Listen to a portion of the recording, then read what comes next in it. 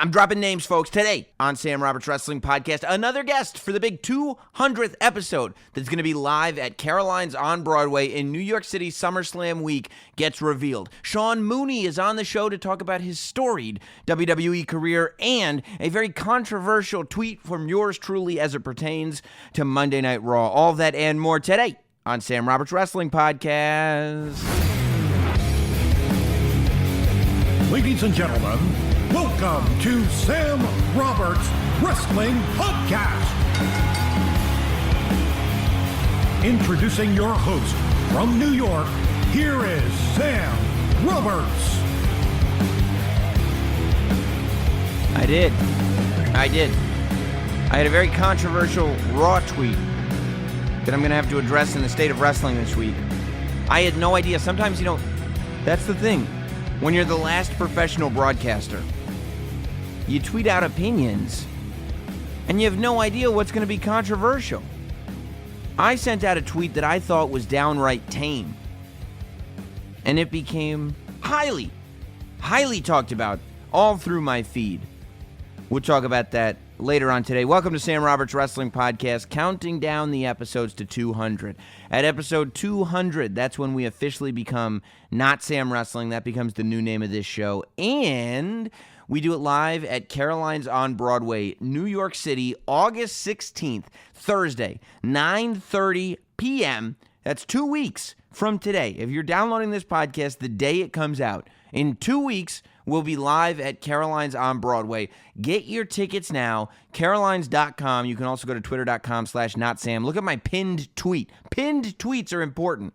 Look at the pinned tweet, and you can find a link to get tickets to the big 200th episode. It's where Sam Roberts Wrestling Podcast becomes Not Sam Wrestling, and you can be a part of history. Be there. Get your tickets now. I already told you, Bruce Pritchard, Brother Love himself, will be in the house. Yours truly, Bruce Pritchard, the wonderful venue that is Caroline's. It's nice, it's intimate. You'll be able to be so close.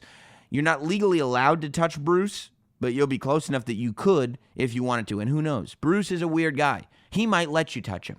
It's time to announce another guest, though. I teased that I would, and why wait a moment longer? Not only will friend of the show, Bruce Pritchard, be on Sam Roberts Wrestling Podcast, 200th episode from Caroline's on Broadway, but another great friend of the show, former Ring of Honor world champion, Dalton Castle. Dalton Castle will be on the 200th episode of Sam Roberts Wrestling Podcast. Dalton Castle will be in the flesh.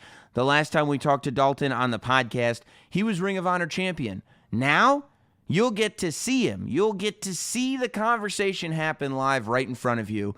One of his first interviews since losing the title. We got his first interview after he won the title here on this podcast. He really doesn't do all that many interviews lately, so it'll be great. Dalton Castle will be in person at Caroline's on Broadway Thursday, August 16th, 9:30 p.m., prime time in Times Square, New York City, the Thursday before SummerSlam. Be there. And by the way, we've got more guests to announce. It's not just going to be those two. Bruce Pritchard, Dalton Castle, surprise names, and more names that I will announce. So keep tuned in to social media. But get those tickets now. You're going to love the show. Carolines.com. And, of course, twitter.com/notsam for that pinned tweet. Now, I'm going to tell you something. This conversation, today's conversation with Sean Mooney, it was not the easiest thing in the world for me to get done. Not due to any fault of Sean Mooney. Sean Mooney and I were put in contact with each other, which is still mind-blowing. I mean, the whole point of this show is that I'm a giant WWE fan. Everybody knows this. I talk like a WWE fan. I talk to WWE fans. It's the whole reason this show exists, so we can have a place to just talk about this thing that we like so much. So the idea that I'm put in contact with Sean Mooney was a staple of WWE TV from about 1988, let's say the late 80s until the early 90s. He probably had a good 5 or 6 year run of every event center. He would pop up in commentary for Primetime Wrestling. He would interview, do the promos backstage every now and then. Really, it was Sean Mooney. It was Bobby the Brain Heenan. It was Lord Alfred Hayes. it was Gorilla Monsoon. And Mean Gene Okerlund. Sean Mooney, Lord Alfred Hayes, Gorilla Monsoon, Bobby the Brain Heenan, Mean Gene Okerlund. For a lot of us, this was our childhood announce team. And it really is amazing to kind of get the perspective from these guys now. Years removed, now that we're all adults and we can have conversations,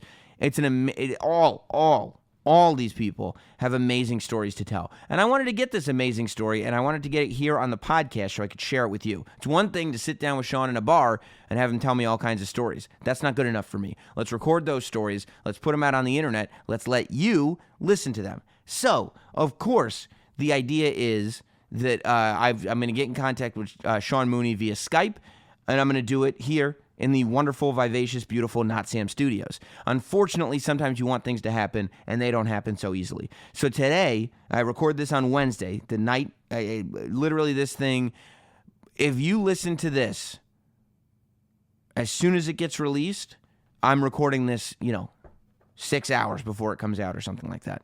So Sean Mooney, we get in contact. We have an interview scheduled. Today, I had a meeting that I had to go to this afternoon. Then I had to rush home to make sure that I could get this interview done, right? So I rush home on time. I get here. Everything's good. It's storming in New York. Like, it's off and on. There's thunder. There's lightning. There's torrential downpours. It's just ugly. Off and on, though. Sometimes it'll be bright and sunny, beautiful August afternoon. Other times, rain, thunder, lightning. And it all goes in 15-minute increments. So I get in the house, and for some reason, Fios has screwed the pooch. The internet is down. All over the house, the internet's down. I restart the modem. I plug. I unplug. I plug again. I unplug again. Unplug then plug again. Nothing is working. Red dot of death. The globe on my modem is red. And I'm sitting there, and we're already late. And I know that Sean's got a busy schedule. He's got a couple, he's got other interviews to do. He's got other things to do. He's not the type of man that you just leave around waiting. So I'm texting with him. I'm going, Sean, I'm sorry. This is really embarrassing. Plus, I want to at least, like some people, there are some people left that have some kind of weird idea that I'm actually a professional broadcaster. Me calling myself the last professional broadcaster, I've done it long enough that there are a few people out there that still might have this idea that I actually am a professional. Unfortunately, I do stuff like this, and it really gets that idea right out of people's minds. So, internet's not working. Plug, unplug, unplug. And I'm sitting there. What am I going to do? I'm texting Sean Mooney. Couple minutes. I'm so sorry. Internet's down. I'm trying to figure this out. I need the internet. I can't just call him on the phone, because if I call him on the phone, I can have a conversation with him, but it's not going to get recorded. You're not going to get to hear it. What am I going to do for this episode of Sam Roberts Wrestling Podcast? So, I'm sitting there. I'm looking around. I go, what's the move? My mom's over at my house. She's waiting for my son to wake up from his nap so that she can watch him while I talk to Sean Mooney, okay? That's the deal that I have right now for this day. I'm sitting there going, Mom, do you have internet at your house? She goes, yeah, there's no problem with the internet over there. So I go, okay. I go downstairs in my Not Sam studio here on the wall. If you've seen it on YouTube, you see all the tchotchkes and stuff all over the wall. Everything's got a little meaning. For the most part, everything's got a little meaning behind it. I guess some of it's just tchotchkes, but most of it has at least a little bit of meaning. I go, and one of the things I've hung up on the wall is the original USB microphone that I was doing Sam Roberts Wrestling Podcast out using when I didn't have this studio. Before we built the Not Sam studio, this is the little microphone that I would plug into my iPad and record off of there. So I go, okay, that's no longer a decoration. I grab that. I look through. I save all these cables. I got bags of electronics and stuff like that. I look through it. I find my wire, the USB wire, the cable that connects the microphone to the computer. I go upstairs. I grab my old laptop. I grab the charger for it. I grab some earbuds. I go, Mom, I got to go. Run out of the house, drive to my parents' house. I'm texting Sean Mooney. Just a second. I'm right on top of that, Rose. I go into my dad's house. My dad's there. I call it my dad's house because my mom's at my house. My dad's there. I go, yeah, I got to do this thing. He goes, yeah, no, your mom told me. Your mom called. I go, okay, good. So that means we don't have to do this whole conversation thing. I go upstairs, right? And I plug in, And then I realize my parents are out of their minds, and the entire second floor of the house, the first floor, every room is too loud because it's raining sheets down now. Now is the time that it started raining sheets. So everywhere you go in the house, you're just hearing rain, rain, rain, rain, rain. Can't do that. Trying to give you guys a great experience. So I go upstairs, and I go, okay, I'll just sit down in the hallway. There's a rug here. It's good for the sound. No problem, right? I sit down in the hallway, and I realize that because I lived in that house for about, 19, 20 years of my life, I don't hear what you guys will hear, which is everywhere you go on that second floor, there's ticking clocks in just about every room on the second floor. And I got so used to them as a kid that I go into that house and I don't hear them. But somebody who's not used to being in that house, it's all that they hear. So I go, I can't do it in this hallway because I don't hear the tick-tocking behind me, and all of you will, and you guys are going to be like, hey, what's with the TikToks? And I'll be like, did you listen to Sean Mooney at all? That's your question? What's with the TikToks? So I go into the bathroom, shut the door, muting the TikToks a little bit. You might hear them a little bit. Grab my old microphone, plug it in, turn on Skype on the old computer, and boom, we're off to the races. But that's all to say, if you're wondering why it doesn't sound like I'm in the Not Sam studio for this interview, it's because I'm not in the Not Sam studio. However, I want you to go through history, okay? When my wife gives birth a year and a half ago, what happens? Sam Roberts Wrestling Podcast comes to you live from the maternity ward of the hospital that young man was born in, okay? Days after his birth, we're still in the hospital. I'm recording the State of Wrestling live from the maternity ward. We go on vacation to Europe. What happens? Live from Bruges, in a hotel room, Sam Roberts Wrestling Podcast comes to you. I get home, there's no internet, I don't have an interview for you. What happens? We go to my parents' bathroom, and I talk to Sean Mooney. So here he is, this week on Sam Roberts Wrestling Podcast, and all of that is to say, I work as hard as I work to make sure that there is a product out for all of you guys. The least you can do is come to New York and get your ass to Sam Roberts Wrestling Podcast, 200th show, live on Caroline's on Broadway. Carolines.com for tickets, Thursday, August 16th, from the bathroom at my parents' house. Ladies and gentlemen, the legend, Sean Mooney. And now, the Sam Roberts Wrestling Podcast interview. Somehow, for the first time on Sam Roberts Wrestling Podcast, this is big. This is big for anybody, I think, that grew up watching wrestling around the same time as me. I think a lot of us did. And this man's face was, I would say, omnipresent on most of WWE's programming for a lot of years. Ladies and gentlemen, Sean Mooney. Sean, what's the haps? Wow, that's a hell of an introduction. Can you just cut that loop off there for me and just send it to me? Because Sam Roberts just made one of the best introductions I've ever had coming on as a guest with the podcast. Hey, I'm glad we finally were able to chat here because, I thought I was going to have to go all Miz on you. I saw that. I saw that when he came into the studio and was a little upset that Conrad and I think Bruce were stopping in, and he was kind of moved out of the way. But I don't do that. That's not me. No, I'm glad, and I'm glad you could see my true character. That there was a lot of adversity in our way before getting this interview. Yeah. But I tell you, I love that exchange between you two. I think Miz is awesome. I always have. Even when the doubters were out there, I thought that the guy was incredibly talented. But I digress already. Well, it's a good point. You were kind of, people like me, people around my age, the way I interact with wrestlers, I think has a lot to do with growing up watching guys like you and like Gene Okerlund and Lord Alfred Hayes and the way that you guys would interact with superstars when you guys were on TV. That's the model. I think you can hear it in a lot of wrestlers' voices now that they're, I don't want to say mimicking, but certainly inspired by the promos that were cut with you by the superstars. And I feel like, today's announcers, and this isn't a slight on anybody, it's just the way TV is made now, don't really show a ton of personality by design, not because they don't have it. But when you were around, even though you were the straight news guy, when it came time for you to go back and forth with any of these superstars, you would kind of show a lot of personality, and you would react that off of a lot of what they were doing. How hands-on was Vince McMahon in the way that you interacted with these superstars, and what was kind of the instruction back then? Well, I want to back up a little on that question before we talk about that, because you mentioned something I think is really important, that it is unfortunate today that these very talented announcers, and I've worked with a couple.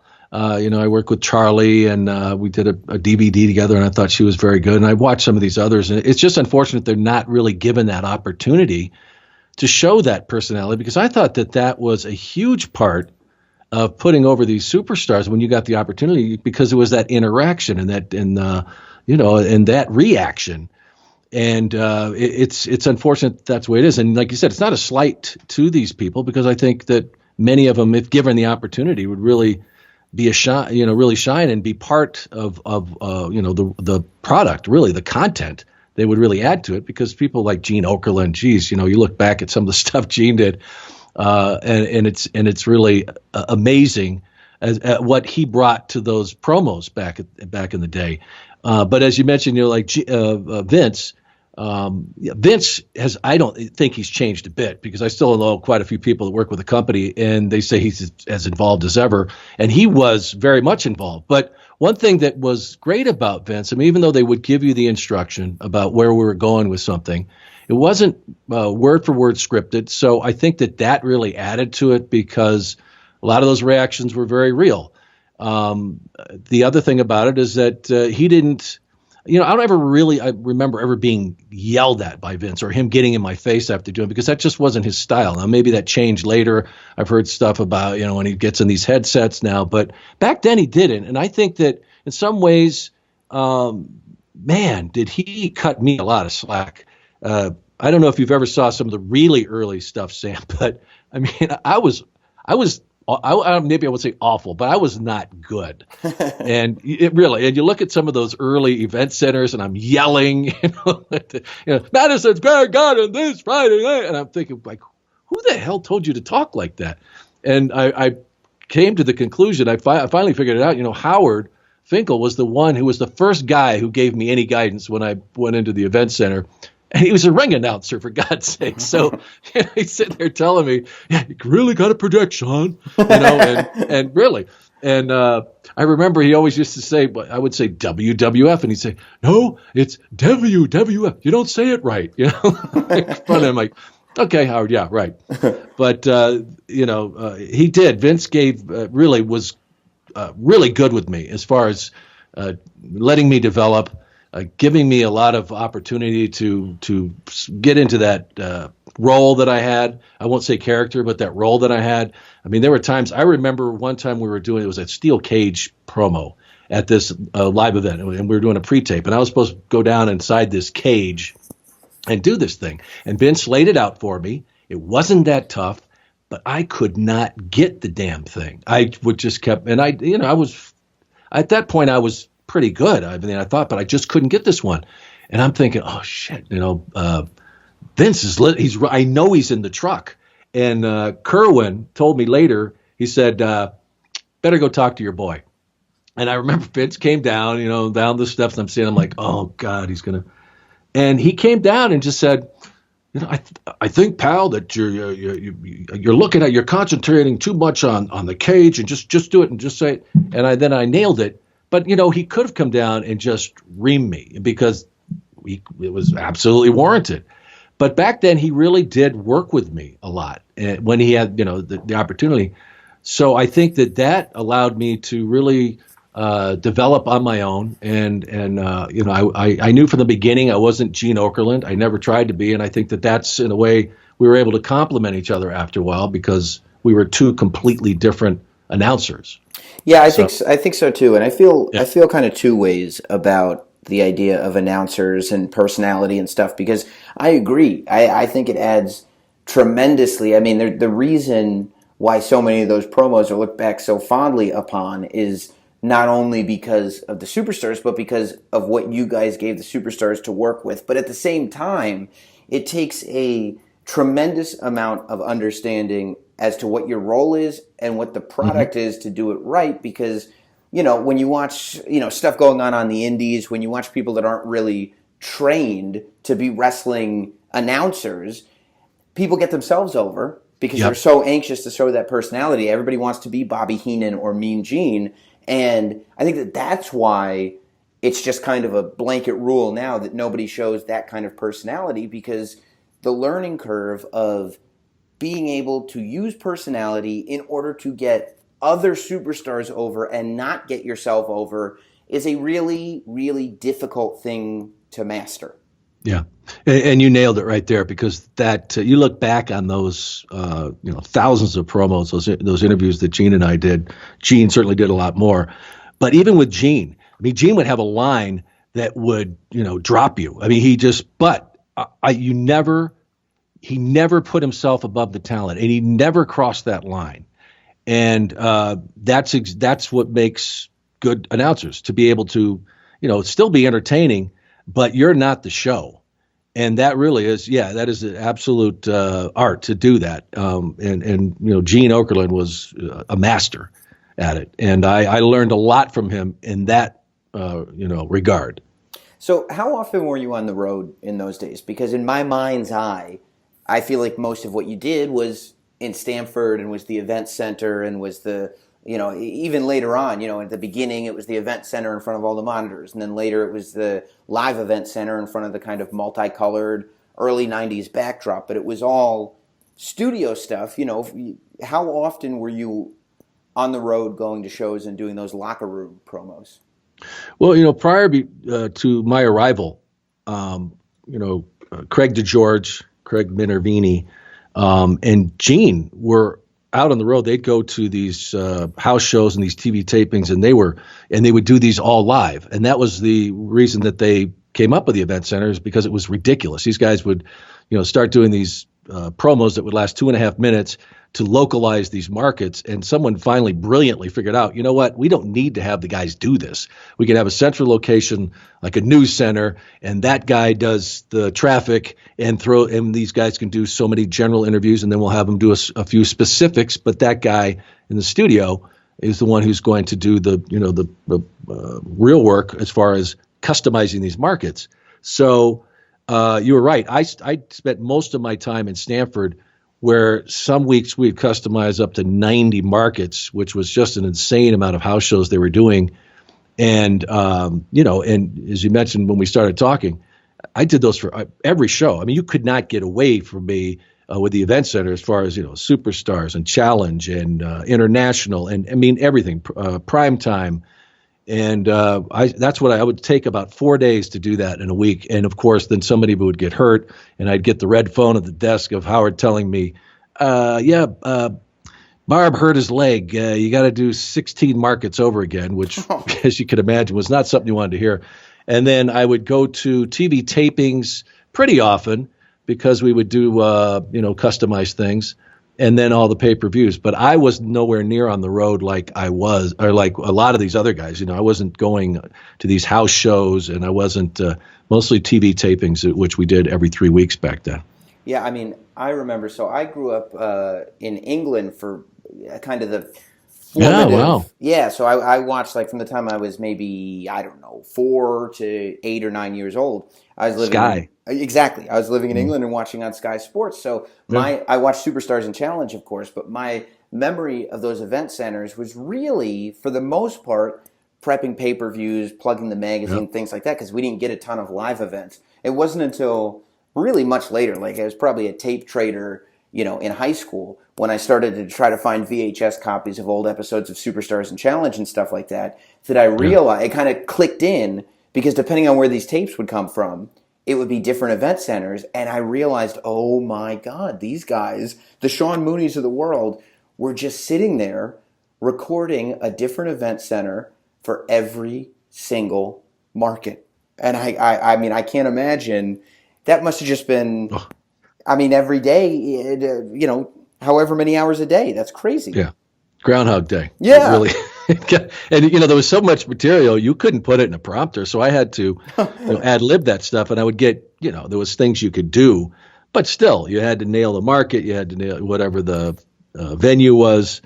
Yeah, and it just went on and on. And a great story about that Sky Television. When we started doing that, pretty much Alfred and I were the first ones to do any kind of customization, for England. And I remember the first time we went over there, and Gene taught me early on to localize things, and you couldn't get on the internet back then, but I would get these atlases and, come up with these little towns, and I would, localize things and find out a bar somewhere or whatever. So we were one of the first ones to really be addressing people in England. And I remember the first time we went over there, and I remember, people would recognize me when I went to, different house shows or whatever. But for the most part, I lived a very normal life. We went to England and we were staying in this hotel. And I remember Bobby was with us and, a few other people. And we were sitting in this bar, and these fans came and just, rushed this hotel. There was just hundreds of them. And I thought, well, they don't know who I am. I mean, they're going to, Bobby, and there was a few of the boys there. And I kept hearing these people say, "It's the lad, it's the lad." And they were like me. And I figured, like, what the hell? Well, it was because I was talking about them, where they lived and who, and that just absolutely blew me away. Everywhere we went, too. It was crazy. Did you, and you also, you have to keep in mind, and you probably don't realize this as you're doing it, because you're sitting in this studio with 3 other people for hours a day, just repeating yourself over and over. It's not even like it's real life, but for us watching, your face, we watch this stuff religiously, and your face is, the most consistent face that we see, because not every superstar is on every week for sure, but every single week, Sean Mooney is there, throwing to this guy, throwing to that guy, throwing to this promo. So, you do become a TV star, right under your nose. Yeah, and it took me a long time to understand that now, because, when I started, I did that appearance on the 1000th episode of Raw. Right. And that's really the first time, Sam, I ever came back and had really done anything. And I just remember my son had set up this Twitter account for me at the time, and I took him there to the event with me. It was like this 27-hour marathon. And I'll tell you some great stories about that sometime. But anyway, the next day we're going to the hotel, and he looks at my Twitter and goes, "Dad, look at this." I'm like, "What?" It was like 3,000 followers on Twitter in one night. And I'm like, what the hell? And then I started hearing from people, trying to get me to go to different these memorabilia shows and stuff like that for signings. And I was thinking, what? Why the hell would they want me? I mean, to be at these things. And I finally went to one, and to actually talk to some of these fans that loved that era, the 80s and 90s. And like I talk about it in my podcast, I don't think there's ever been a time that has matched that. And we could probably go on for hours why. But when it comes down to it, it was just a magical time. There was so much going on, what Vince did with professional wrestling and the Hulkamania and the whole thing. And it was during their childhood. And that to them was an awesome time of life. So when you see somebody who was a part of that during that, when you see those shows, and it brings back such great memories. It's like running into somebody who was had a bit part or had a part on that favorite television show, and you get to meet him. And once that kind of got in my brain, I said, now I get it. and really, it just was kind of a light bulb, because I honestly, Sam, I didn't understand it. I didn't get it. I just said I just did Event Center. I mean, I stood there and held a microphone, and but now I get it. I understand it, because when you're a kid, it's magical. Those guys were bigger than life. They were they're heroes, and these comic book heroes right there that they could go see, and good versus evil, and the bad guys, and Hulkamania, and all of it. So it really was an incredible time. Now, you ended up leaving WWE in what year? 93. Okay, so 93. So you kind of got to see the reality that Hulk Hogan could be leaving this company, is leaving this company, is not going to be a part of this company, as a guy who's been there for years, and as a guy who's watched the company prosper and kind of lived through Hulkamania and made a living at a company that was kind of working off Hulkamania. Is that a scary thing, even on your level, when you're in the WWE and you're like, oh my God, Hogan's leaving? Like, this is the guy. Yeah, but then you'd seen, and I heard a discussion the other day where there was this transition because initially when that all started, when it really started to explode in '85, and then you saw that wave, but I think that Vince saw, in the future that for whatever reason, this is not going to last forever if I'm riding this one horse. And so we've got to start developing and making these other superstars.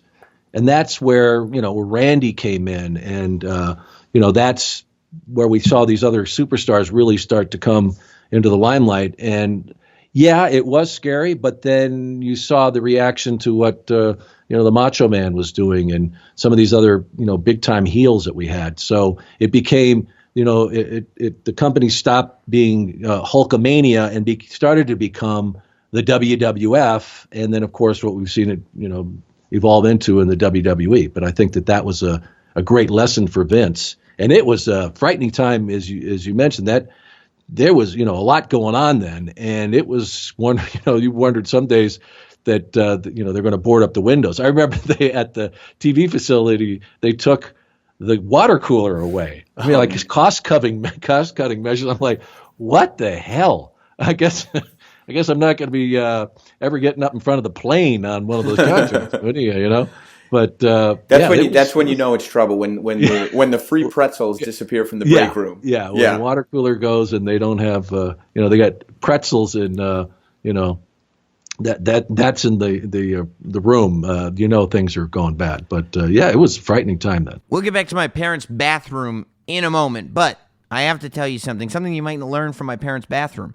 There's nothing quite like being there in person, and SeatGeek is the smartest, easiest way to get tickets to every type of live event at the best prices, fully guaranteed. Look, you're coming to New York, right? You want to be a part of Sam Roberts Wrestling Podcast 200th show at Caroline's. You want to be a part of SummerSlam weekend. You want to go see NXT. You want to go Raw, SmackDown. Maybe you're going to be in New York a little bit longer. You want to check out a Yankees game. You want to go to a Broadway show. Maybe you want to go to a comedy show. Maybe you want to go to a concert while you're here. Marilyn Manson and Rob Zombie were just playing in New Jersey a couple of weeks ago. Where is the one place that you're going to go to get tickets to all of those spots, to get the best prices on those tickets, and to get the best seats in the house? Ladies and gentlemen, you know it by now. It's SeatGeek, one of my very favorite sponsors to this here podcast. They have supported us for a very long time, and I have to tell you, I fully support them. SeatGeek makes it so easy. You're already using your phone to listen to this, I would imagine, so pull out your phone and download that SeatGeek app. I've got it on my phone. It's so easy to use. You go, you find the seating chart of whatever event you want to go to. You can do it by location. You can do it by event type. You can do it however you want to do it. Find your event. Pull up the seating chart. It's ranked. Is it green? Is it yellow? Is it red? It'll tell you the best value tickets in the house. It'll show you the best seats in the house. Whatever you need, SeatGeek has you hooked up, and those seats are fully guaranteed, okay? It's going to be amazing. You got to try it out.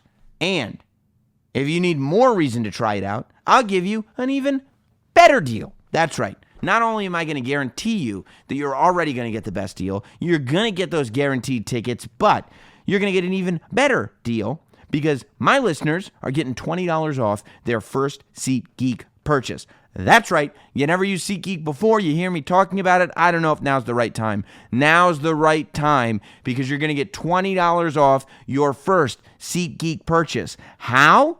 Just download the SeatGeek app and enter promo code SAM today. SAM. Put it in. Get $20 off your first purchase. Go see whatever it is that you want to see. Hey, man, life's an event. SeatGeek has the tickets. Go to SeatGeek. Get that app. Promo code SAM, and just do it. Do it now. Let's get back to Sean Mooney in my parents' bathroom. So you left WWE. Did you do that because you were worried about the company? Did you do that because you wanted some kind of mainstream news credibility? Or did you do it because it had just run its course and a man can only read live events for so many markets before he goes nuts? Yeah, it was pretty much that. People always ask, did you leave, did you get fired? Did you? And it just got to the point where, the event center was killing me. I mean, it was just, it was one of those things. You have all this great things happen to you, but then the price you pay is really, I mean, to be in a room after a while, it just drives you crazy. And then, doing these events, and I didn't mind it. And I even went to Vince and said, look, I want to start doing more. And that's when they had the Murray Hodgson experiment that didn't work out so well. And initially he was supposed to help take over the event center so I could go do more. I don't know if they were thinking, if this kid can do it, then Mooney's out. But at least that was kind of the door that was opening for me, because, I was doing, these Coliseum videos, and I was getting involved in doing a lot of the vignettes, and I did the prime time. And I thought, I can do this stuff, and I love doing it. I just wanted to do more. But the event center, was a 4-day thing. And Vince is like, well, that's most important. And so it just seemed like that's where I was going to be. And, it wasn't that I wanted to be a newsman or anything like that. That's another story, how all that happened. But, I just wanted, it's kind of that crossroads. Okay, you want to be a wrestler announcer for the rest of your career, or do you want to do other things? And I always wanted to do entertainment. And I didn't know if the opportunity was going to be there, because they were bringing, auditioning other announcers. And, I just felt like it was a time to do it. Yeah, and I mean, I remember, watching Primetime, and every now and then one of the matches would pop up and it'd be you and like Lord Alfred Hayes or something doing commentary. But It wasn't all that often that you got to do it. That was something that you wanted to do. I want to be doing more of this play-by-play stuff. No, it wasn't necessarily the play-by-play, although, Alfred and I did hours and hours. It's just that it wasn't seen in the United States. We did all the international matches. And I thought, I initially, I think I was very good at it, but I think after we'd done it a while, I thought Alfred and I made a pretty damn good team, but Vince didn't like us together. He didn't like me doing it. And so I kind of knew, well, that's probably not going to happen. And it wasn't something I really wanted to do, but I love doing the more interaction with the superstars. I love doing those interviews. I love doing, the vignettes. Coliseum was a blast. I mean, if you look at some of the stuff that Alfred and I did early on, we had no ties on us at all. We could do pretty much whatever we wanted to, because they had no idea what the hell these Coliseum videotapes were going to do. They had no clue that they were going to take off the way they did. And once that happened, then the reins got tighter. But if you look at some of those tapes that we did early on, it was, we could do pretty much whatever we want. We'd go in a prop room and just grab stuff and just ad lib through it, and that was a blast. And I loved doing that, and I wanted to do more. But I didn't know if the opportunity was ever going to come. And I remember sitting in that office with Vince when I told him, and he said, well, there could be things down the road. And he goes, but you're going down south, aren't you? I'm like, no, Vince. I said, if I want to work in professional wrestling, I'm working here. Why would I go down south? And I swear to God, I don't think he believed me until I showed up on the air at WWOR in New York that I was going down there. And so, he didn't believe me. He thought for sure, because everybody else was heading south, he thought that I was going to be there too. And I've been asked about that, and I never even had a conversation. I never talked to Eric. I remember I talked to Tony one time after he'd gone down there, and he just kind of in passing said, would you be interested? And I said, no, if I'm not, and this was before that, but that was it, that was never even a consideration for me. I remember you disappearing off TV, and then I remember I knew you were on UPN on WWOR because I was sitting there, and I think they played the Thunder in Paradise Hulk Hogan movie. This is how I remember it. It was the mid-'90s. I'm a kid, right? Yeah. WWOR plays the Thunder, and this is New York. WWOR is a New York station. They play Thunder in Paradise, and then there's a commercial that says, and they're obviously trying to attract Hulk Hogan fans. They say, coming up on the UPN 9 News, we're going to show you the secrets of pro wrestling. And I go, oh man, I got to see this. So I stayed up to watch it. And Sean Mooney comes on, and I go, what the? Like I had seen a ghost, because, when you leave WWE, was it difficult to enter into the mainstream world like WWOR was after leaving WWE, to be the wrestling guy who's now going into a world where he's got to be kind of taken seriously as a journalist? Oh, Sam, you have no idea. Yeah. It was, and I left there. I think my confidence was a little better than what I really thought. Well, all these things I've done, I've been, I've broadcast all over the world. I've done live television. I've done studio work. And I mean, they know me in England. I'm a TV yeah, star. I'm the lad over there, right? And dude, I was man, I couldn't get anything. It was terrible. And I had a child on the way, and I fortunately I had a good agent. I'd gotten a good agent who was got me all kinds of great auditions, but nothing. And I was doing some voiceover work. I actually I did a memorabilia show on cable with this guy hawking baseball stuff.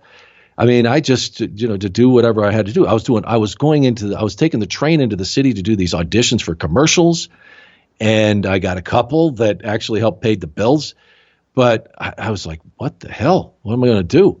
And then I got an opportunity. My agent said, look, WWR, they have the second half of their news. They do these features, and it's long form stories. And I drove through a blizzard and went down there and auditioned for Will Wright, who was the news director there, and had kind of a new vision for news. And if it wasn't for him, a wrestling announcer, but he liked me for some reason and brought me in and said, look, we're going to bring you in and we'll see how you do doing these feature stories. Well, I'd been out of the writing game and putting stories together for a long time, but I had honed my craft when I was with Major League Baseball Productions. I produced television shows for them, Greats of the Game and This Week in Baseball. I produced that for a year. And so I think I surprised them. I don't think they expected that I knew how to put a story together. And I started doing these features for them.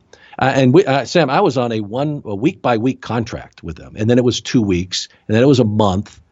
And, one thing led to another. I really liked my stories. And then I filled in one night. It's like Wally Pipp. I mean, the anchor went down with a migraine headache, and they needed somebody to go in, and that's how I started anchoring. And but for me to say I want to leave the WWF and become a news anchor was not the last thing in my head. That was one of the reasons I made. I had I had an internship in college and worked at a news station and said I'm never. When I got done with that internship, I'm never going into local news. Well, look what I'm back in it today. So. It's funny how things go. At any point, did you try to get back to WWE? Like when the jobs weren't coming, did you try to call Vince again and say, look, maybe I made a mistake? Did you think to yourself, I got to call Bischoff and see if they're hiring up there because this isn't happening? Well, I would have never gone to WCW, but stupidly and stubbornly, I never made that call. And I. Looking back, I wish I would have, but I didn't. I was too damn determined that I'm gonna see this through, and I did. And really, until years and years later, did I even I'd got a call about doing some things. Did I ever even think about going back? But I think that it was just being young and not realizing the opportunities that you had. So. But yeah, I did. I regret. I thought about, but I never did make that call. Were you and the reason that you did nothing related to wrestling, was that all because I don't think anybody wants to see me, nobody remembers me, or was part of that stubborn pride going, no, I'm not coming back until I've proven, at least to myself, that I have value outside this industry? Well, a little of both, but bottom line though, to me that was the only company I would ever wanted to work for, ever want to, and if I was going to go back, it was going to be with them. And that was it. Did you grow up a fan of wrestling? No. I grew up in Tucson, Arizona, where I live now. But we didn't have any shows, and we didn't have, of course, we didn't have TV. That we had no local wrestling on. I remember, when it was on, where you would see it once in a while. But no, I just didn't have the means to see it, and. So, I grew up and got into sports, and, that was kind of my focus. But until the opportunity came up, no. How did you wrap your head around the product? Like I said, in the beginning of the conversation, like there's such a delicate balance in getting talent over and not getting yourself over, in selling the product without coming across like, a used car salesman or something. How long did it take you, and how did you wrap your head around the product of what it exactly is that we're selling here? It was on the job training because I certainly, and back then, Sam, think about what the business was like. We're talking 1988. There was kayfabe was still very strong in the industry and the business, and also these two worlds were colliding. Vince was bringing in. He realized that I cannot take this company to the next level unless I bring other people from the outside who understand how that production world, that business world works. So you had old school, you had guys that had come up from generations of wrestling, and then these people that came from television production, some of them from network, and being thrown into this world, and people are speaking carny, and you're walking into a locker room and nobody trusts you, and it took a year. But for me to even really get accepted, and then also really feel like, okay, now I know what this is about. And thank God that Vince was patient with me. He saw something in me early on. I even think about that audition I had, and Bruce has mentioned it a few times with the, sell me a broom, that somehow I did well. And I also had come up with some other thing. I going up there on the train from New York, I'm saying, I'm going to have to do something different here. So I came up with this crazy little skit that I did. And I think that they thought, well, geez, he thinks on his feet, and we didn't ask him to do that, and he just threw that in there. So I think I stood out. But, Vince was really patient with me. Yeah. So what happened first? Did they trust you? Did the wrestlers trust you, or did you just learn how to speak carny? I think it was about the same time. I could pick up stuff. But no, I think they accepted me first, but it wasn't easy. And I would imagine like your family and the people from outside this world, when you start trying to explain to them what your job is like, do you even bother? Because people who aren't at all familiar with the wrestling business, like you have to sit them down, I would say for hours, but really for days, weeks, and months before you can finally make them understand. It's the most unique business in the world, I believe. Yeah, but you have to live it to really understand it. And like you said, people probably thought they're smart in a number of ways, but you really don't have any idea until you're really living in that world. And a lot of these people, the ones that are the best at it, they're some of the greatest. They call them workers or whatever, but to me, they're just brilliant. These psychologists that just know how to read humans. If you really look at it, they know how to read crowd reaction. They know how to work people to get them to do things that they would not normally do, and for business deals and stuff like that. And so its roots are in carnival, so that probably gives you some idea, in carny, like the language. But it's fascinating, and it's almost like when you're in, you feel like. You're the part of the mafia that doesn't whack people. It's just like you're in, and you're like a made guy, and it's that way forever. But it's not easy getting in by any stretch of the imagination. I would imagine when you left, you had to step away from the product entirely. At what point did you start watching again? Because you just brought up The Miz earlier. At what point do you start watching kind of as a fan? It was a few years later. When my son, when he got older, like 5 or 6, he really started getting into it, and that kind of brought me back because we used to sit and watch, and so that was when that was. It was probably the 90s, late 90s, early 2000s too. But I had kind of started watching because I was fascinated by The Rock and that whole thing with Stone Cold and everything in the Attitude Era.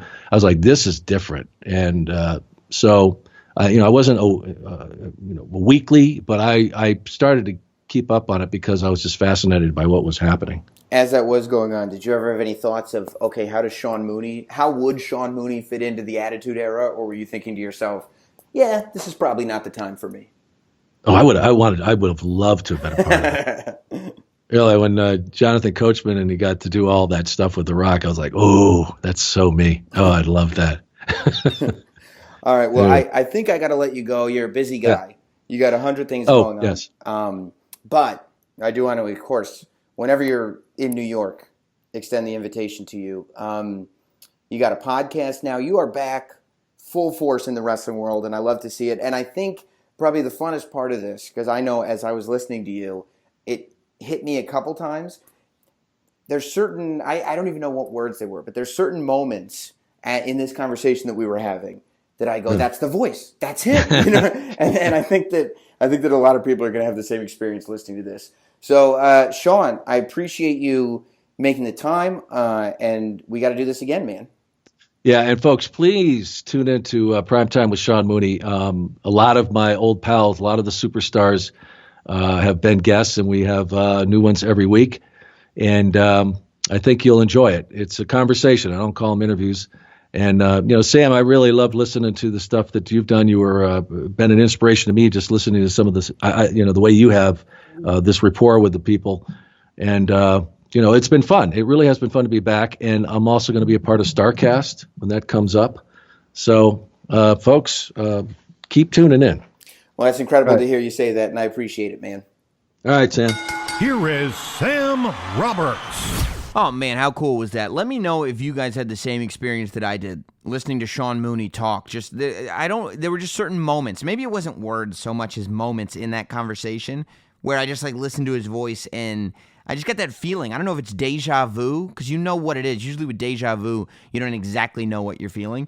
But with Sean Mooney, there was just, statements, just sounds that he was making that were bringing me all right back to my childhood, watching Sean Mooney at that event center, getting hyped up for whatever pay-per-view or TV show or live event or whatever it was that he was hyping up. And I'll never forget the shock when I saw Sean Mooney on UPN, because back then, that was 94, 95. The internet wasn't the internet that we know now. So people could just disappear. When they would leave TV, they were just gone. Unless you had you were a subscriber to the Wrestling Observer or something like that, which I wasn't. I was a kid. They would just disappear. And then one day I'm not a kid. I'm not watching the 10 p.m. news on Channel 9. But one day to just turn on that news one evening and see Sean Mooney there, it really was as much like seeing a ghost as anything I could imagine. It was really cool. But it was very, very cool getting to talk to Sean Mooney and having him on the show, and for him to say nice things about me, I don't even know how to deal with that, to tell you the truth. I don't know how to sit there and be like, oh yeah, Sean, of course, you pay attention to what I'm doing. It's nuts. It's totally crazy. But thanks again to Sean Mooney, and make sure you guys listen to his podcast, because it's just cool that he's sharing his insight, especially sharing his insight on the business today. Very, very interesting stuff. Speaking of the business today, I did notice real quick that a couple of the guys from WWE were posting tweets apologizing for old tweets. And man, it's just if they feel that way, I'm all for it. If people want to apologize for stuff they did in the past, apologize for stuff you did in the past. That's fine. I think a lot of people change. And it's kind of what I've been talking about. There's this thing in us that should allow us to forgive people who make mistakes, especially when these mistakes are a long time ago. I think, and this isn't just for wrestling, all the sort of tweets that get drawn up, it happened to a baseball player this week, it happens to celebrities, it happened to James Gunn from Guardians of the Galaxy. You sit there and it's tweets from years and years and years ago, and I'll never understand how somebody can make an offhanded joke. Maybe they were having an off night. Maybe they used poor taste for one moment. Maybe it was a different time and people weren't as aware as to how insensitive it was to make certain comments. That happens too. But this idea that somebody can tweet something 6, 7, 8 years ago, and it comes up now, right? It's clear that in the last however many years, they haven't been making jokes like this. They're a different person. I guess apologizing is fine, but it's when people decide it's time to punish people for tweets that came out years ago that don't really match the person that we know today.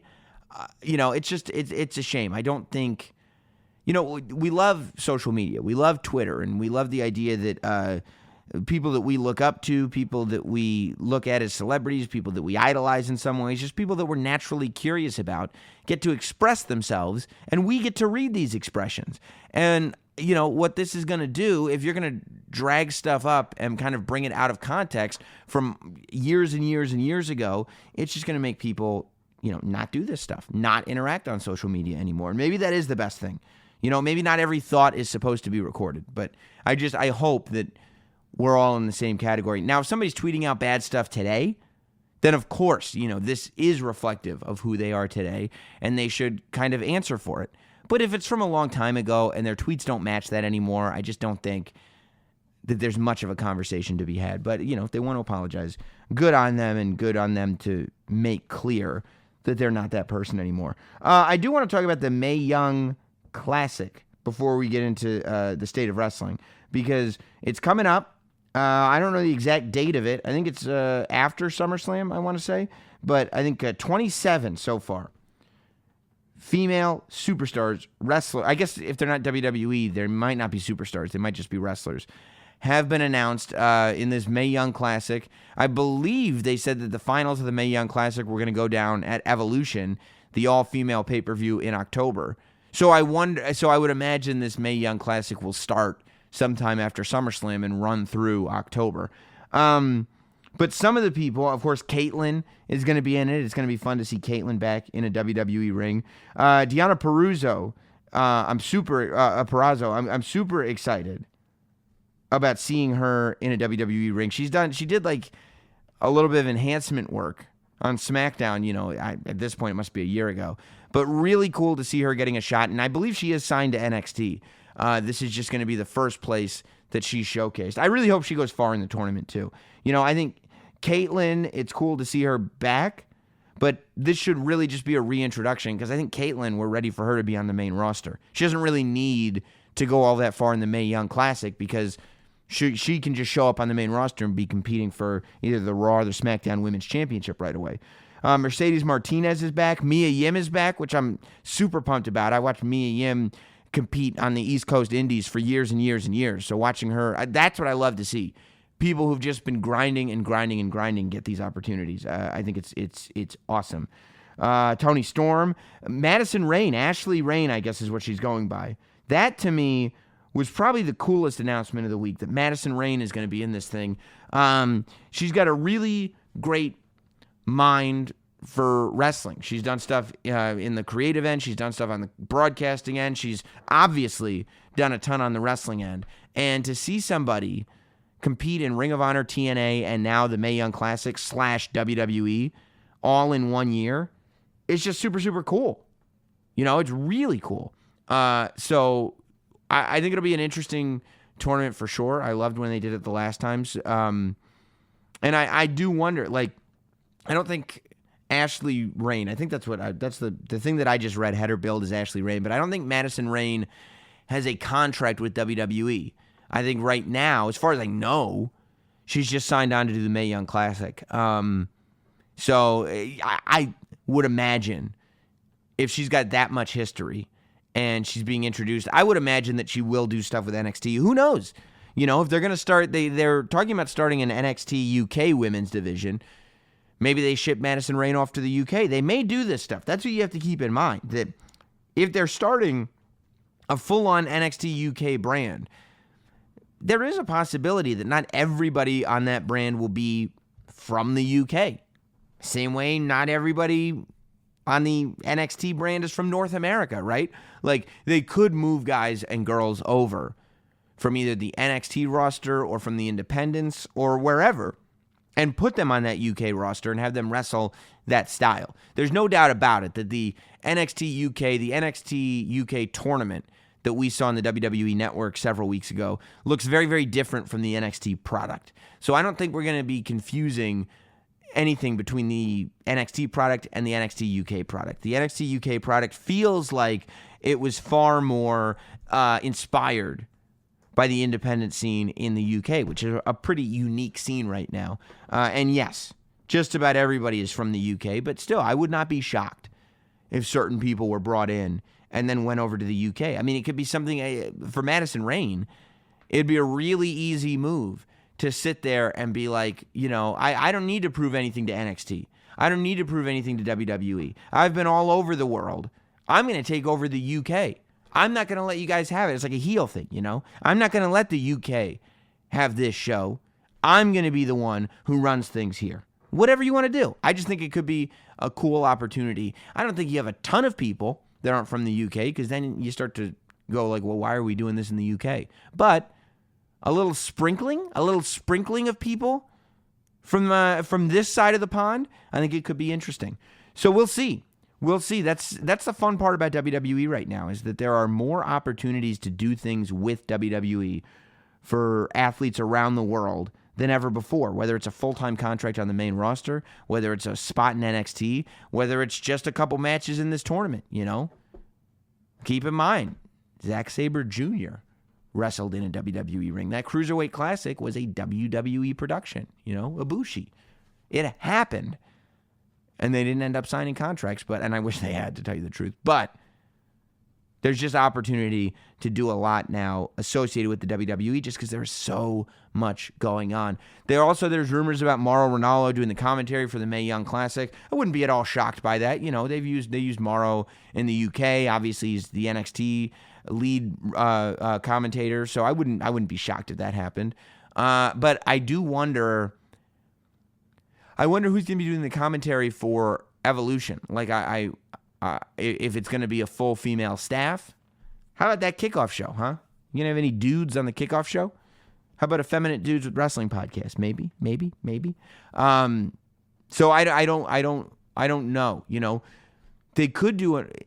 I feel like you could easily do. Clearly, you can do a female ring announcer. JoJo can be your ring announcer.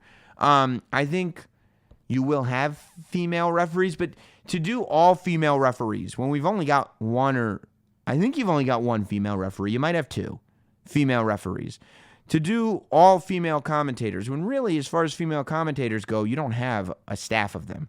You know, Beth Phoenix, I think, should be included, but like a lead play-by-play person, I feel like you don't want to add in women just for the sake of adding in women. I think almost like if you're regular, whether it's Michael Cole, whether it's Tom Phillips, whether it's Mauro Ranallo, if your one of your standard lead commentators does that pay-per-view, it might lend more credibility.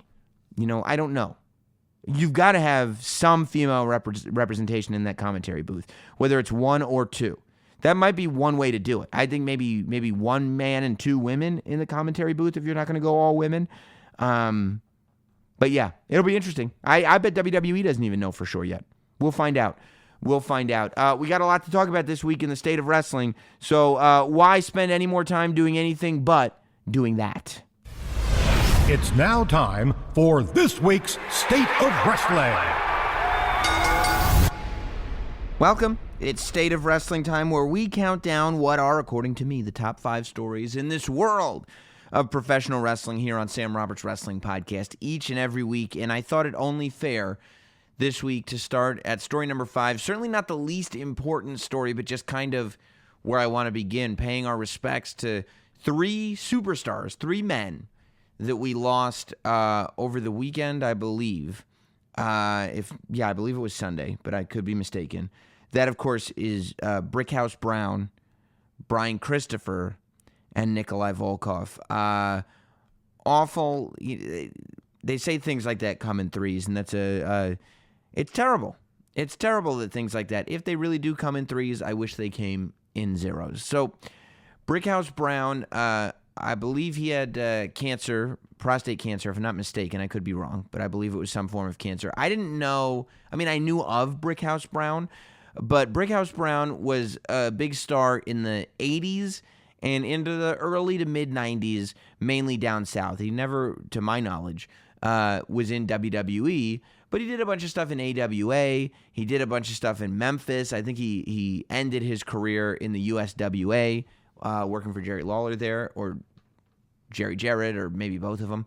But, you know, he was one of those names that you heard about all the time, but I guess, you know, because he didn't make it to the international stage, there are people who are just unfamiliar. I do hope when stuff like this happens, you know, the legacy that these wrestlers leave is so important to so many of them. I mean, you know, Bret Hart talks about it all the time. Bret Hart talks about how important it was to have a DVD out with his matches on it and stuff. And I think Brett may be the most vocal about it. But a lot of guys, wrestlers give up everything to be able to have this career. They give up their families, they give up their bodies, they give up their lives to be able to perform. And the idea being that at the end of the day, they want to leave a legacy for the most part. So the one thing that I do hope is that when all is said and done, you guys go out there and when you hear something like this happen, you go out of your way to find their catalog. I think that is probably, if you're not close to them, if you're not family, that's probably one of the best things that you can do. And one of the things that we definitely do for WWE guys, but I think it's even more important for guys that were never in the WWE, to go out there, find the tapes, find the stuff. It's easier than ever, whether it's WWE Network, whether it's YouTube, whatever it is, you can find it. To go out there and find what these guys' careers were all about. I think it's really, really important. Of course, we also lost Brian Christopher, also known as Grandmaster Sexay, son of Jerry the King Lawler. And this one was a real shame. He's only 46 years old. Of course, Brian Christopher, like so many others, battled a lot of demons. It was said that he died of hanging, or he died after he was hanged, whether he hung himself or whatever. I think now there's investigations open, but he died of a hanging in a jail cell after being arrested again. It really is a shame because, Brian Christopher is one of these guys who he's Too Cool is an act that everybody of that era remembers. There are some that are going to remember the light heavyweight division coming to the WWE. When the cruiserweight division in WCW got so popular, when WWE brought over the Great Sasuke for a little bit, but really it was about Taka Michinoku. They brought over Taka. They ended up bringing over Kaientai Funaki. They ended up bringing in Scott Taylor. They brought in a handful of guys. But clearly, this division revolved around Too Sexy Brian Christopher as their top cruiserweight heel and Taka Michinoku as their top cruiserweight good guy. Of course, Brian Christopher went on to team with Scott Taylor and become Too Much. They then evolved into Too Cool, which especially after adding Rikishi to the group and dancing and stuff, it kind of at first was this heel, obnoxious, poser, wannabe gangster group that, were invented for you to boo because they were like losers. But it evolved into something that was one of the more popular acts on TV. Now, they weren't having these 5-star matches or anything, but people got excited. They sold shirts. They sold sunglasses, I saw people literally going to shows wearing ski goggles because that's what Grandmaster Sexay would wear to the ring. And when the three of them, Scotty 2 Hotty, which still people talk about Scotty 2 Hotty. You know what I mean? People still talk about doing the worm and the dance that Rikishi, Scotty 2 Hotty, and Grandmaster Sexay would do after their matches. You talk about wanting to have an impact in your legacy. At the end of the day, there's not that many acts that had as big an impact as Too Cool. And that might be a crazy thing to say. Some of you are like, come on, Sam. But realistically, when you talk about people, especially when you talk to people outside of the hardcore wrestling fan base, when you talk to people in the mainstream that watch here and there, a lot of people remember Too Cool, and it says a lot about the group, about the act, about the whole thing. So that was a horrible shame. And it's always a shame, too. Of course, Jerry the King Lawler is one of the more beloved personalities in the history of WWE. So to know that, Jerry Lawler's got to go through losing a kid, got to go through losing a son is pretty heartbreaking. So, all of our thoughts and everything go out to the entire Lawler family. And, of course, we also, unfortunately, lost Nikolai Volkov. I had never met Brickhouse Brown, obviously. I was not, as familiar as I should be with his career. I don't think I ever met Brian Christopher. I certainly never interviewed him or anything. But I met Nikolai Volkov a few times. Nikolai Volkov also passed away. Of course, one of the great heels, the Iron Sheik act, is a hard act to follow. The Iron Sheik was such a great heel, but Nikolai Volkov, the evil Russian who would come to the ring singing the Russian national anthem, that's another act that people always remember. And then, of course, he did the I'm embarrassing. I'm hard up. I need to be purchased by the $1 Million Man Ted DiBiase. He was the first member of the $1 Million Corporation in like the 94-ish, the early to mid 90s. And the gimmick was that he was going through some hard times. He would wear the same suit every week. So eventually, in order to provide for his family, he had to be bought. His services had to be purchased by the $1 Million Man Ted DiBiase, and he would make him $1 Million Man would come out in his tuxedo with the dollar signs all over it, while poor Nikolai would have to come out in a tuxedo T-shirt with the cent signs on it. Brilliant writing, but a sad time for poor Nikolai. It was a fun character, though. He hit two generations for sure. That early to mid-90s generation and that 80s generation. Nikolai was as nice a guy as you ever want to meet. I met him a handful of times. I don't know exactly 2, 3, whatever it was. And always just a really sweet man. In a world where keeping your niceness is not always the easiest thing to do, Nikolai seemed to, I met him obviously later on in his life within the last 10 years. And just, he wasn't one of these hustlers that's out there. A lot of times you meet these older people and they're Virgiling you. Specifically, I'm talking about Virgil. But Nikolai never did that. Nikolai was just a sweet man and a good person. And it's a shame to see all three of those guys leave us. But it's always tough when any superstar goes. It's always a sad day as a wrestling fan, especially when three people get taken all at once. It's a sad day, but we do want to pay a little bit of tribute to all three of them here on the wrestling podcast, because it's a wrestling podcast and it wouldn't be much of one if we didn't at least, acknowledge the careers that all three of those men had before they passed away.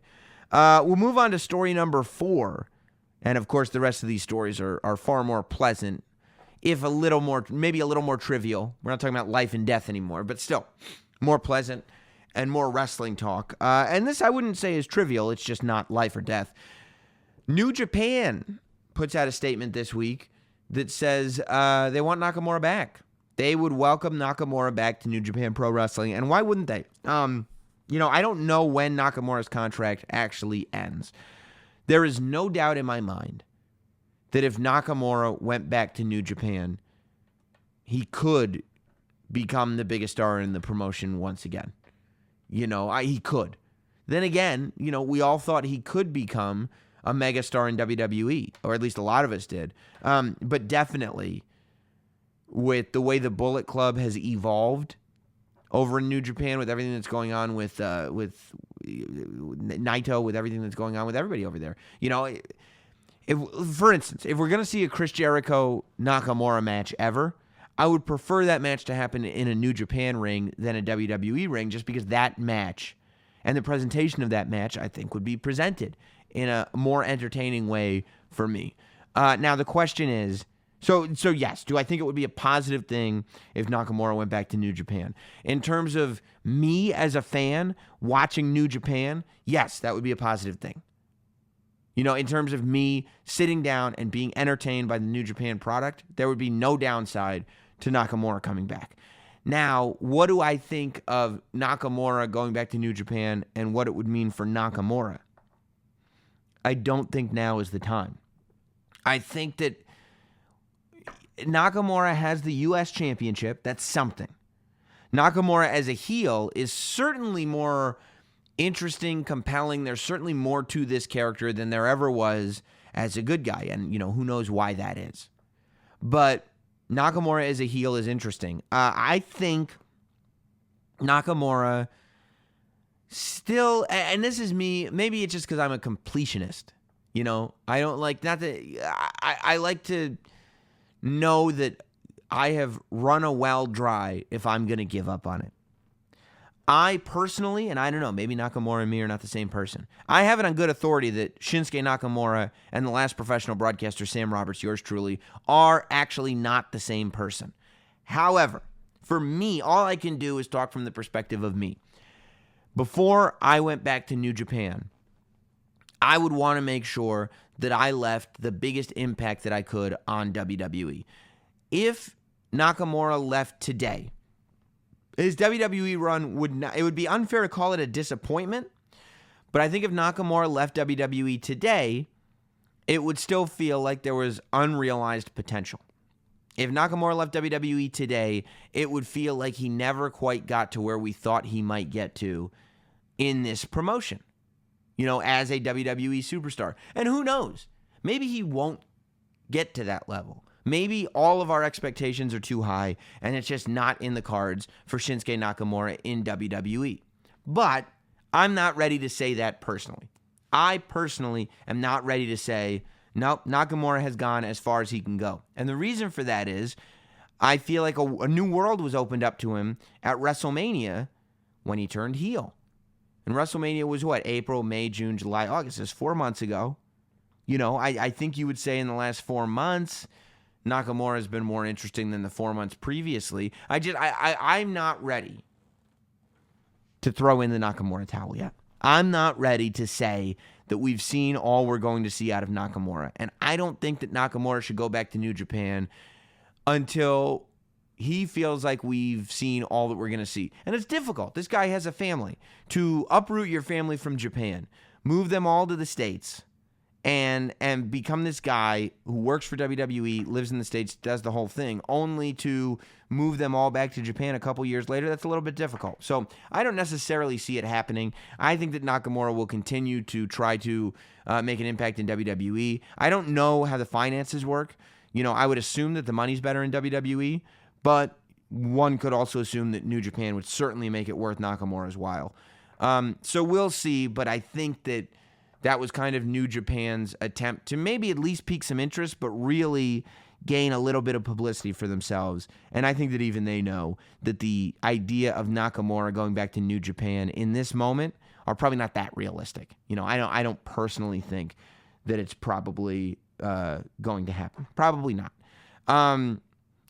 You talk about guys realizing potential, right? And you think about the careers that guys have and when they're really going to hit their peak. We want to believe that our favorites are ready to hit their peak when we're ready for it. And sometimes that's just not true. And that was what we learned with the guy who is the highlight of my number 3 story of the week. The number 3 story of the week is that this guy is the new NXT champion. Tommaso Ciampa wins the NXT World Championship in a title victory. I don't remember the NXT Championship changing hands on an NXT TV show. And I'm probably wrong. You can tweet me and tell me what happened then. But I certainly don't remember the last time the NXT Championship changed hands on the TV show. It's taped, so it makes it a little bit more difficult. It takes a little bit of the luster out of it. And, of course, they put so much into these takeovers that that's usually where stuff like that happens. But Tommaso Ciampa is as outside the box as any superstar in that promotion has been. It really feels to me like Tommaso Ciampa has to be Triple H's pet project. I think that when I watch NXT, I go like, okay, I think Aleister Black is Triple H's pet project. I think Tommaso Ciampa is Triple H's pet project. When I look at Velveteen Dream, I think that the entire WWE is aware that he's going to be a star. I think everybody that looks at Lars Sullivan is like, oh, we're going to be able to do something with him. I think if you show Vince McMahon Lars Sullivan, he immediately goes, yeah, we're going to be able to do something with him. But I think that Velveteen Dream is in that category too. I think that some of the indie guys, the Undisputed Era, for example, I think that those are guys that Triple H likes and wants to see, okay, what do these guys have? But just based on booking, based on what I see when I watch the TV, these are all assumptions based on my opinion when I watch the show.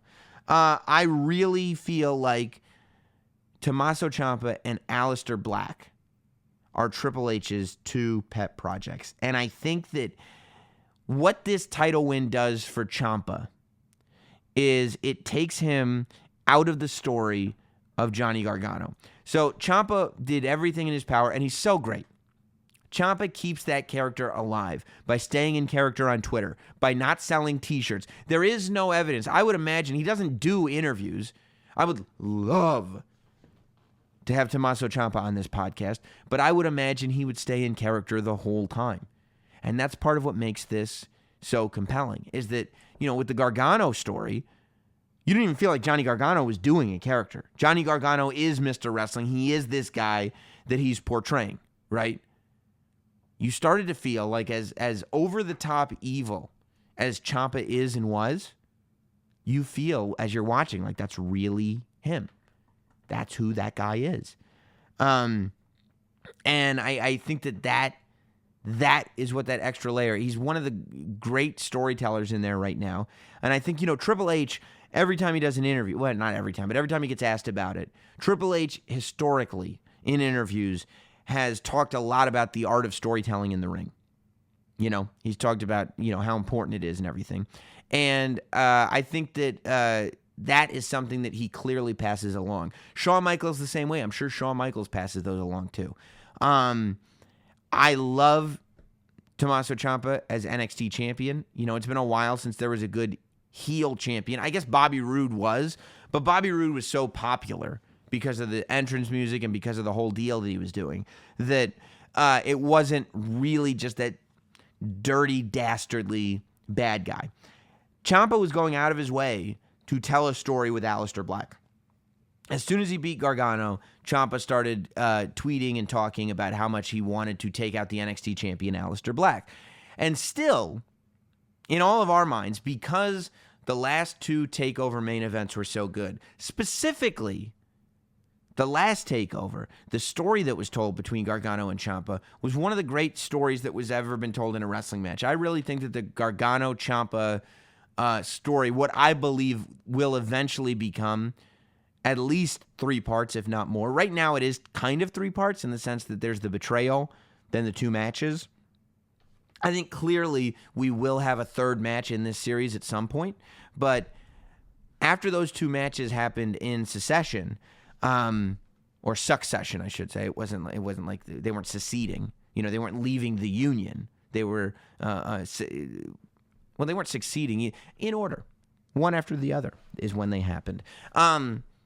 After those 2 matches happened, one after the other, and they were both good. Like after the second match was just as good as the first match between Gargano and Ciampa, people were sitting there going, okay, I associate these 2 guys together. And the story had been told in such a way where it was almost like there was TakeOver, there was NXT, and then there was Gargano and Ciampa.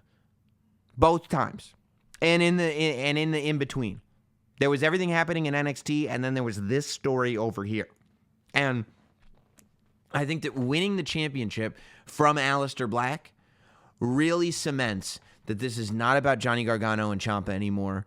We are jumping headfirst into the next story. This is now, Ciampa is the NXT champion, which means that we now have to start thinking about, who's going to get shots at him? Is he going to fight Lars Sullivan? Is he going to fight the Velveteen Dream? Is the Undisputed Era, even though they have their titles, are they looking at him? When does Aleister Black get his rematch? All of these matches become feasible for Ciampa because he's got the championship. The Gargano storyline gets put on hold, and that's obvious now. So clearly Aleister Black is going to get a rematch at some point, but I just think it's so good. And I stand by my statement. I think should Shawn Michaels ever come back for one more match, there is no choice for him but Ciampa at a TakeOver. That would be the purpose of Shawn coming back, would be to put over somebody, to put him over. And it would be maybe Ciampa's last match in NXT, but he would have to destroy the legend of Shawn Michaels and just be the ultimate villain, the ultimate bad guy, because that's who Ciampa can be. I'm so thrilled to see him win that championship. So very, very thrilled. Let's get into story number 2. Speaking of matches, Ronda Rousey is going to be wrestling on Raw next week. First time that Ronda is wrestling on Raw, she'll be wrestling Alicia Fox. And, I think, because for me, I don't need to see Ronda wrestle on Raw. I don't mind attractions that don't wrestle every week. The Brock Lesnar thing is insane because he hasn't been on TV since April. and he finally shows up this week. We'll talk about that in a moment. I'm not advocating for that, but what I am advocating for is the idea that they don't have to wrestle every single week. I like that Ronda Rousey is there. I want her to be a part of the show every week. You know, I don't want every month for her to go off and make a movie or something. I want her to be on the show every week, but I'm okay if she doesn't wrestle every week, especially at this point in her career. I think that the reason I'd be okay if she didn't wrestle until SummerSlam and wrestled Alexa Bliss, just to maintain how special it is when Ronda Rousey wrestled. I think the reason that Ronda Rousey is wrestling on Raw is because there is so much heat from the fans on Brock Lesnar right now. Brock Lesnar is so disliked, and what he's done with the Universal Championship is so disliked that they want to keep Ronda Rousey popular. They want fans to know that Ronda Rousey is not the female version of Brock Lesnar, because nobody's going to like her. Fans aren't going to like her. They're going to like the matches, but if you find out that she's only wrestling once every 2 or 3 months, that's not exciting. You know, the idea was what we were sold, and that's that Ronda Rousey was going to be a full-time part of the women's division, not a part-timer. And, you know, if she goes off and makes a movie, that's fine. WWE guys go off and make movies. Miz went off and made a movie. You know, Cena goes off and makes movies. It's not a big deal if she leaves here and there to go make a movie.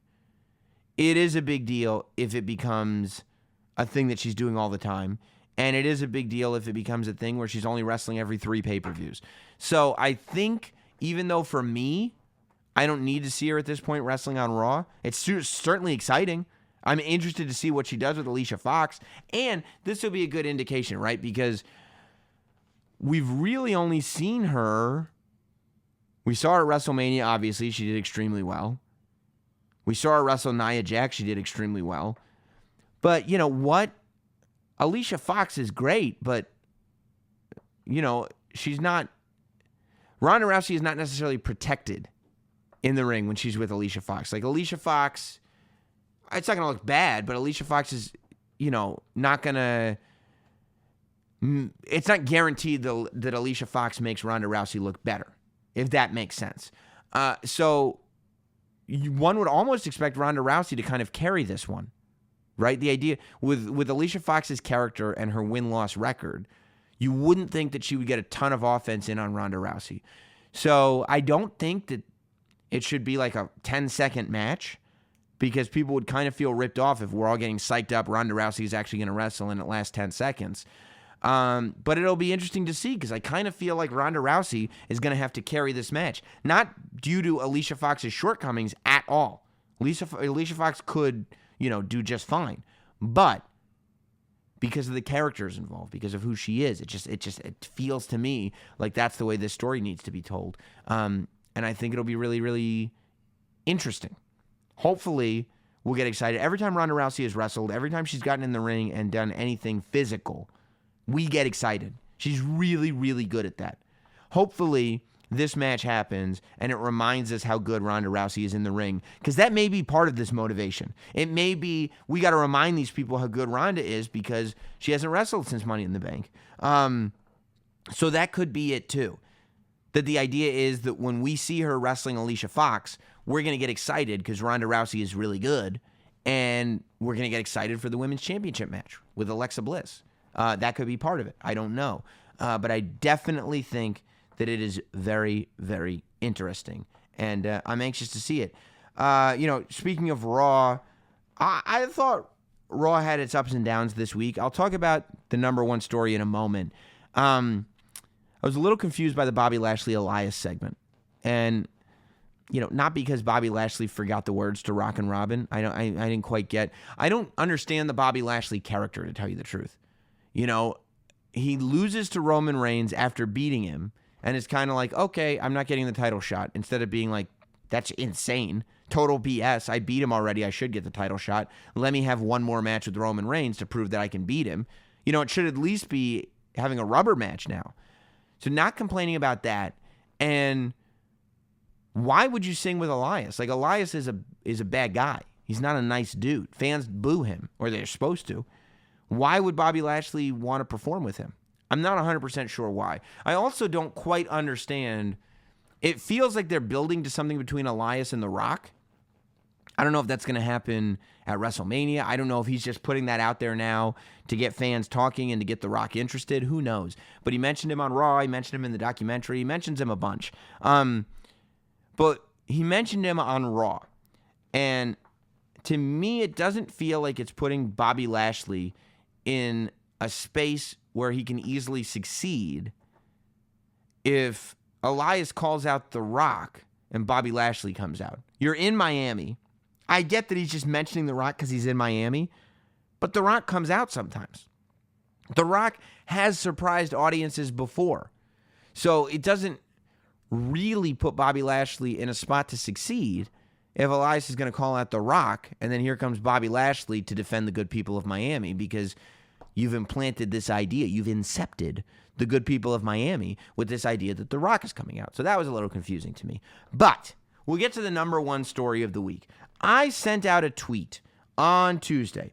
So I didn't see the end of Raw. I saw most of Raw, but I didn't see the end of Raw until Tuesday afternoon. Sometimes, I do a morning radio show. I end up having to go to bed. And then the next day, I got it on my DVR. I'll go and I'll watch Raw and see what I miss. A lot of times, there are spoilers and everything, but, I'm okay with that. That's part of the game. So I'm looking for my tweet right now so I can give you an exact verbatim wording of what I said. Okay, there's the there it is. Just caught up. Best ending to hashtag Raw in a long time. Thumb up, thumb up, thumb up, thumb up emoji. Now, the tweet has 160 likes on it. So there were a bunch of you. I'm assuming if you like a tweet like that, that means you agree with it. But there were dozens and dozens and dozens of replies. And the vast majority, I'm scrolling through, vast majority are very negative. Of course, anytime I post anything that I like anything on Raw, people are assuming that Vince McMahon has called me up and said, Sam, I am going to give you extra money. I'm going to pay you to please say that you like something that happened on Raw this week. I go, okay, Vince, you got it. Now, if he did that, he wouldn't even have to pay me. If Vince McMahon called me and said, hey, Sam, would you compliment something that happened on Raw? I'll compliment everything that happened on Raw. Vince, you're on my phone right now. And guess what? I think most of us would do the same thing. There's a t-shirt that says Shill, Robert Shill. I'm not ashamed of who I am. I'm a WWE fan. I'm going to look for the positive in things. But the idea that every time I like anything on WWE TV, I'm just kind of selling the company line, it's a little nuts. However, this one specifically, I was kind of surprised by the amount of people. I got a lot of rolly eye memes. I got a lot of memes telling me to GTFO. I got a lot of people being like, Sam, you're crazy. A lot of memes that just went, no. A lot of people saying that's enough, And I was surprised because I thought the ending to Raw this week was quite good. And I don't know, maybe I should find somebody to do the podcast with that didn't like the ending of Raw this week. And when I said the best ending of Raw in a long time, somebody tweeted me, and I think I quoted their tweet, that they brought it back to like Stone Cold and the invasion angle, right? And I'm like, I'm not talking about I would hope that you guys realize when I tweet something like that, I didn't think that the ending of this week's episode of Raw was the best ending in decades. You're really searching if that's what you thought. But I do think it was the best ending to Raw in several weeks, if not months. The reason why I thought that is because I thought the buildup was strong in the sense that Brock Lesnar reading magazines all night and not watching the show was hilarious, okay? I feel like they're tapping into something that fans are really saying. They're tapping into this idea that Brock Lesnar doesn't care. They're tapping into this idea that he doesn't defend the title. They're tapping into the fact that fans are pissed at Brock Lesnar. So they're getting him heat based on this. I think that the part of what's going on is that there are fans or viewers that don't like that Brock is getting heat because they think that Brock is getting heat in order to get Roman Reigns cheered. And while that might be true, I'm not looking at it on that level. I'm just looking at it in terms of the story that they're telling with Brock Lesnar right now. It's up to Roman Reigns to get cheered. And right now, it's not 100% happening, but we will talk about what happened at the end of the show in a moment. But the buildup was good. Kurt Angle finally showing some chutzpah was good. Having Paul Heyman be in the ring and Kurt Angle's yelling at him about what a horrible Universal Champion Brock Lesnar has been. Like, that's a direct acknowledgement that, yes, this is something fans are saying. We are acknowledging this. This idea that, we don't like Brock Lesnar, he never defends the title. Okay, let's talk about that on TV. Like, that's what I want out of wrestling. I love the idea that something that gets talked about, on Squared Circle on Reddit or something that gets talked about on Twitter or whatever is talked about on TV. Now, they're not going to talk about everything. Of course, they're taking a very safe topic there, but still they're taking a topic that people are really talking about. They're trying to make Brock Lesnar into a villain by using things that people really don't like about Brock Lesnar. He F5s Kurt Angle, which I thought was awesome. And people are already like, oh, there's a double standard. Ronda Rousey got suspended for 30 days. Brock Lesnar's going to be at SummerSlam in 3 weeks. Before you start poking holes in WWE storytelling, let's wait and see what happens next week. Let's wait and see if that's addressed or not. I don't like the idea that just because many times WWE has not cashed in on storylines, just because many times WWE has not lived up to that, doesn't mean that we can sit here and go like, well, that's not going to go anywhere. Well, that doesn't make any sense. Well, that's hypocritical because we don't know what the next piece of the story is. They could easily do something next week on Raw to address this, and they should. I don't know if they will or not. I would imagine Brock Lesnar won't be there because that'll build heat for him. But really, Brock Lesnar attacking Paul Heyman is huge, no? Like, did people not? I was like, whoa, that's big. That's awesome. Now I feel like this has to be a separation between Paul Heyman and Brock Lesnar. And I think that that's being done because people love Paul Heyman. People are going to cheer Paul Heyman. He's so good at cutting promos. He tells the truth. And the last thing we want is for anybody to tell the truth about Roman Reigns because the fans are going to agree with it. The vocal fans are going to agree with what Paul Heyman says about Roman Reigns. So the idea that Brock Lesnar is going to go at this alone, I don't think he should have another manager. I think he should ditch Heyman now. And I think he should go at this alone and be big, beastly, mean Brock Lesnar, at least for this story. I was impressed by the ending of Raw. Because a lot of times on Raw, it's like, okay, I kind of saw that coming. Okay, I knew where that was going. Sometimes you end with great matches like Seth Rollins and Dolph Ziggler and stuff like that. But it's not that often anymore that you end with a story that really hooks you or that surprises you.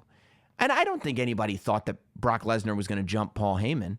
I think Brock Lesnar turning on Paul Heyman is big news. And by the way, 18 hours after Raw went off the air, it had 4.5 million hits on YouTube. I saw it and I was like, okay. Because at first I started getting replies on this tweet and I'm like, am I crazy? Have I taken drugs and I'm in some alternate dimension where I think this ending of Raw was great and in reality it was a piece of garbage? I'm going like, what am I smoking?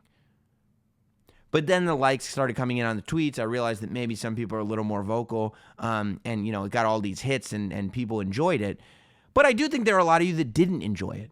And I find that very interesting. I would love to know why, because the stuff I heard, it was like some people were saying, well, it really didn't do anything to further the Brock Lesnar story. That's not true at all. The whole show painted Brock Lesnar in a brand new light. Brock Lesnar now matches the picture that we fans have been painting of him as a guy who doesn't care about wrestling in real life and doesn't defend the title and is a dud. That's what a lot of fans have been saying, and that's what this character is now portraying. And him going at it without Paul Heyman, to me, is huge. I think there might be a lot of people that just don't want to see this Brock Lesnar Roman Reigns match. And I don't fault that. I'm not mad at that.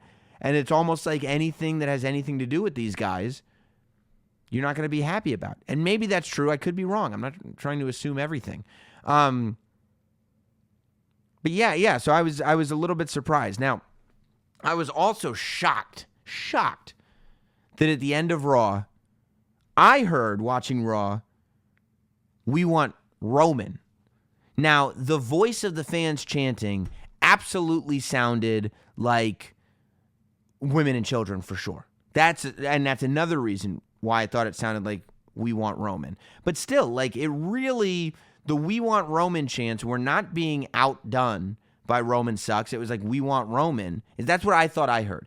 Then there were reports coming from the arena that they were chanting we want Strowman, not we want Roman. And I went, oh. And then I started going into, are they saying boo or boo earns? And then Hans Moman stood up and said, I was saying Roman.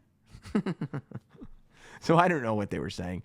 I still kind of feel like they were saying Roman because it was women and kids. It sounded like that anyway. But it could have been Strowman. You know, I'm not. That's not a hill I'm willing to die on.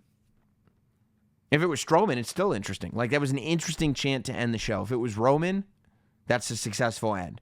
If it was Strowman, that goes back to what I've been saying from the beginning, that Braun Strowman needs to be the one to dethrone Brock Lesnar. Now, I don't think it's a given. It's even less of a at WrestleMania, it was a given that Roman Reigns was going to win, and then he lost. I think it's less of a given this time that Roman Reigns is going to win because I think that there is this idea that's in people's heads that Brock Lesnar may go to his fight with Daniel Cormier that will presumably take place sometime at the beginning of 2019, January, February-ish. That's what all signs are pointing to. It's nowhere near official. But there is this idea that Brock Lesnar may go to the UFC with the Universal Championship. And I'm not against the idea. You know, I'm not. I think that if Brock Lesnar loses at UFC, whatever it is, to Daniel Cormier, I still think it's good promotion for WWE. I still think it's good promotion for the Universal Championship. And, you know, I think he comes back to WWE and he loses there too. That's fine. I don't think that in 2018 it damages the championship because we know that UFC and WWE are two separate worlds. At this point, we know what WWE is. So, you know, I think it's a positive thing for Brock to go to UFC with that championship. I just don't know if it's a positive thing. I don't know if the stories that Brock Lesnar tells between now and his UFC fight with Daniel Cormier, it could be more damaging to the Universal title, what Brock Lesnar does with it between now and his UFC fight, than losing the UFC fight would be. You know, the idea that it wouldn't be defended. Like, honestly, the Universal Championship has been a bit of a prop since its inception. You know, you've got Finn Balor only holding it for a day because he got injured. No fault of Finn Balor, but it is what it is. So it starts off on a weird note. And who knows, if Finn Balor hadn't gotten injured, the history of this championship would probably be a lot different. So you've got Finn Balor.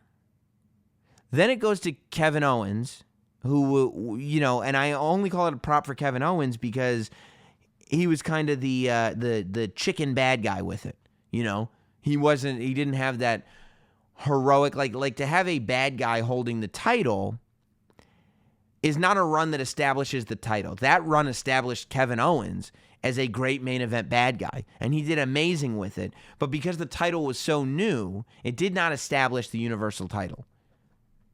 It goes off of Kevin Owens and on to Goldberg, which, you know, Goldberg, he defended it in January and he defended it at WrestleMania, right? Of that year. And then it goes off of Goldberg and on to Brock Lesnar. We have not had, the only person that's defended that title on a regular basis is Kevin Owens, unless I'm missing somebody, and you can hit me up on Instagram or whatever if I am.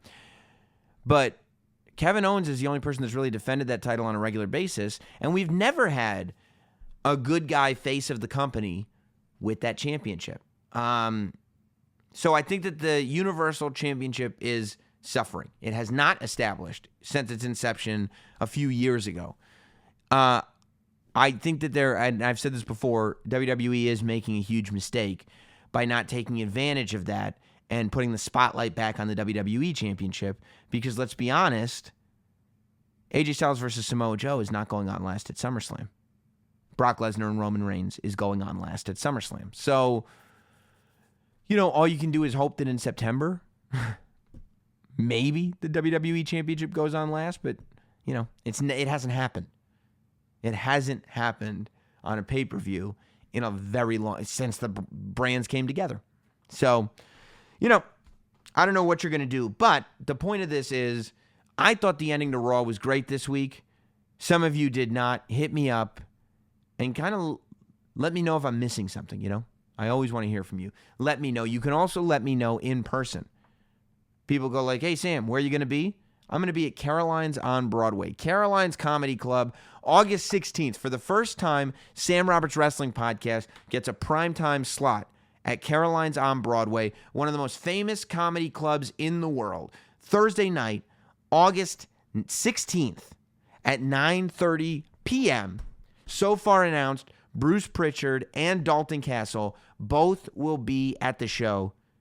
And I've got even more guests to announce. Stay up on social media. Go to carolines.com or the pinned tweet at twitter.com/notsam to get tickets. But get those tickets now for the live Sam Roberts Wrestling Podcast 200th episode. It's the night that Sam Roberts Wrestling Podcast becomes Not Sam Wrestling. I will see you there. I appreciate you being here. I love all of you. And I will see you, firstly, next week here on Sam Roberts Wrestling Podcast. Thanks for listening. Follow at notsam on Twitter, Instagram, Facebook, and YouTube. And subscribe for free to listen every week to Sam Roberts Wrestling Podcast.